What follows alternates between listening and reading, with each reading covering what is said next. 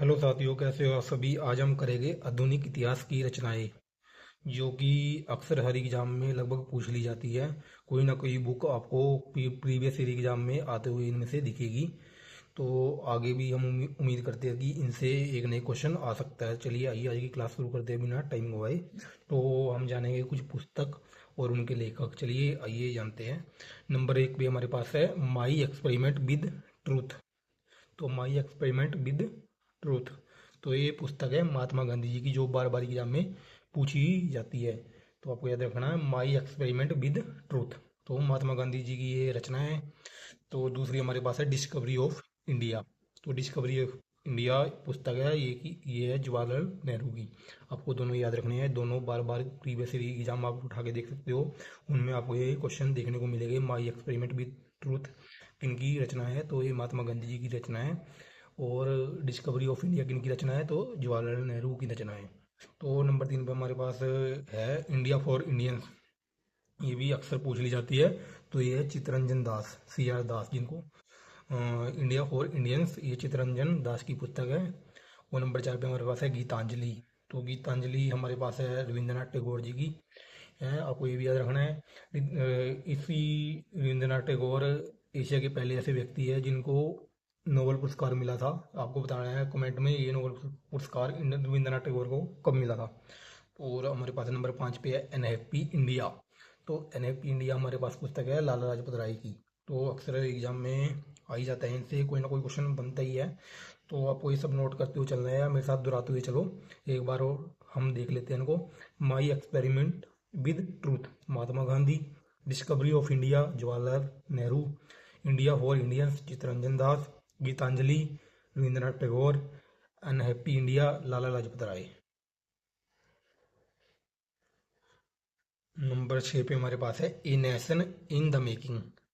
A nation in the making ये किसकी पुस्तक है, सुरेंद्र नाथ बनर्जी। आपको याद रखना है। इंडिया डिवाइडेड, तो नंबर 7 पे हमारे पास है इंडिया डिवाइडेड। ये किसकी पुस्तक है, doctor Rajendra Prasad. India wins freedom, ये भी अक्सर एग्जाम में पूछ ली जाती है, मौलाना आजाद। तो आपको याद रखना है मौलाना आजाद की ये पुस्तक है। और नंबर 9 पे हमारे पास है न्यू इंडिया। तो न्यू इंडिया किसकी पुस्तक है, श्रीमती एनी बेसेंट। आपको याद रखना है। ये 1916 में जो अधिवेशन हुआ था उसकी पहली महिला अध्यक्ष भी थी। कांग्रेस का जो 1916 का अधिवेशन है उसकी महिला अध्यक्ष भी थी। और नंबर 10 पे हमारे पास है हिंदू पेट्रियाटिक। तो हरीश चंद्र मुखर्जी, ये भी अक्सर पूछ ली जाती है, हिंदू पेट्रियोटिक, तो हरीश चंद्र मुखर्जी। नंबर 11 पे हमारे पास है नील दर्पण। नील दर्पण दीनबंधु मित्र की है।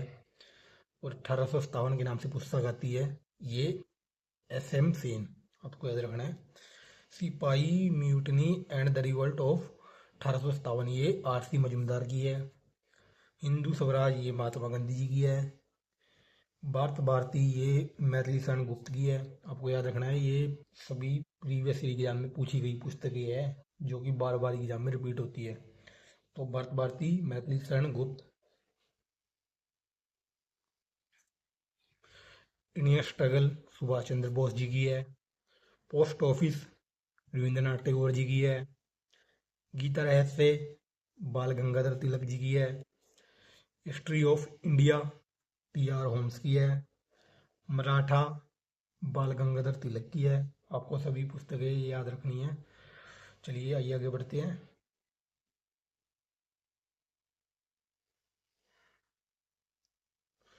वंदे मातरम अरविंद घोष जी की है।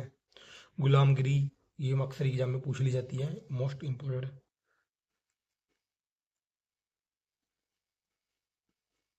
इम्पोर्टेंट ज्योतिबा फुले जी की है गुलामगिरी।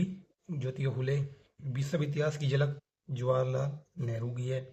इंडियन अनरेस्ट वैलेंटाइन सिरोल, इनके द्वारा बाल गंगाधर तिलक को भारतीय शांति का जनक भी कहा गया है। तो अक्सर एग्जाम में पूछ लिया जाता है कि इनके द्वारा बाल गंगाधर तिलक को भारतीय शांति का जनक कहा गया है, तो वैलेंटाइन सिरोल।